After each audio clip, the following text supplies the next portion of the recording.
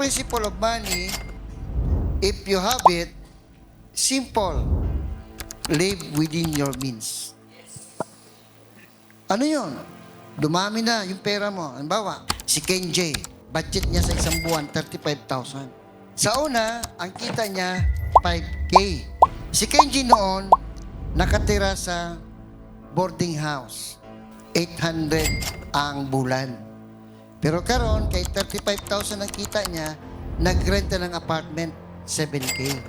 So sa ato pa, ingon si Ken J, ang 5,000 kinato sa ako, sir, may savings pa ko.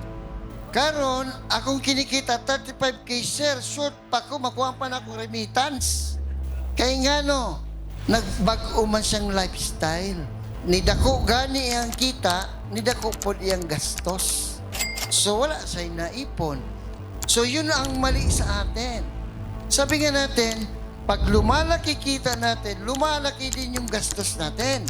Pag maliit yung kita natin, maliit din yung gastos natin. Paano kung lumaki ang kita mo, pero yung pa rin ang gastos mo?